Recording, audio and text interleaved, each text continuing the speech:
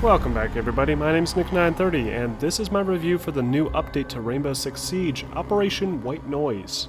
With this update we're getting one new map, 3 new operators, and a few minor tweaks to the gameplay.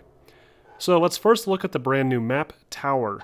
Tower takes place high up in a skyscraper in South Korea and has a very unique design when compared to previous maps.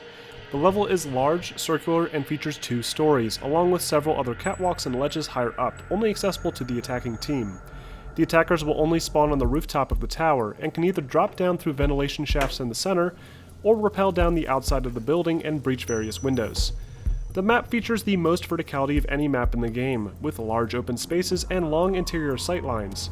If you're a defender, you're going to want to carefully navigate the outer hallways, as attackers will have a massive advantage with their many rooftop entry points and catwalks. Attackers will need to watch their backs, as the circular map design and various interweaving center rooms will make it easy for fast-moving defensive players to outflank you. Overall, the map design seems great, and there's plenty of opportunity for destruction with the interior rooms. It's hard to tell how good the map is without more playtime though. Now onto our new operators. Just like they promised, we're getting 1 new Polish operator and 2 new South Korean operators. Let's take a look at our Polish attacking operator, Sophia. Sophia is a very simple operator. Her special ability is basically a combination of Ash and Buck. She can take out a secondary launcher device that can fire impact grenades to easily burst through walls and doors, which seemingly makes her a fast offensive operator akin to Ash. She can also switch her launcher to fire concussion grenades that will detonate on impact, but you need to make sure that these grenades detonate far away or you may accidentally blind yourself. She's armed with an assault rifle and a light machine gun.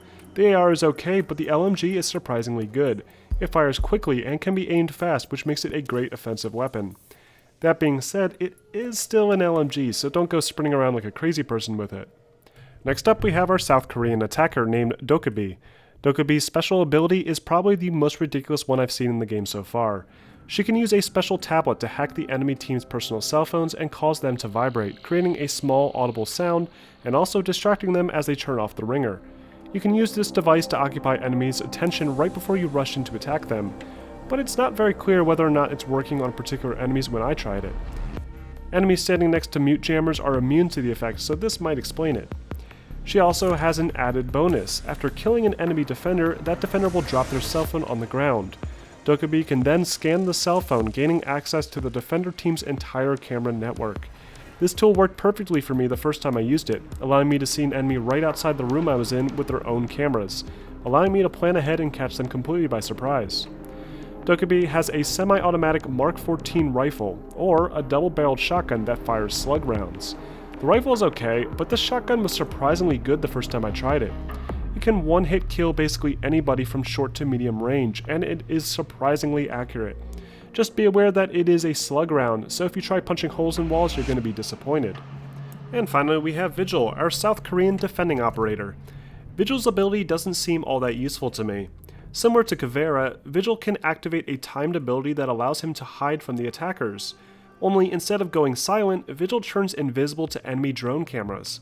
It worked great and I was able to hide from multiple drones and even take them out without them seeing me, but it seems pretty situational when it comes to the actual attacking phase. Vigil has a submachine gun that feels similar to Ella's SMG, or a double-barreled shotgun with slug rounds. Overall, I think the new operators certainly mix up the gameplay and all feature decent abilities. Sophia does seem a little bit redundant considering we already have Buck, Ash, and Sledge that all do the same thing, but she doesn't seem game-breaking in any way, and it's nice to have another fast-moving operator to choose from. Vigil seems really situational, but could be a potential partner for Caveira players, and it might deter more camera-focused attacking teams from relying so heavily on their drones. And Doka B seems to have the biggest impact on the gameplay, with the ability to turn defensive camera networks against the defending team, and trolling players with her excessive cell phone notifications.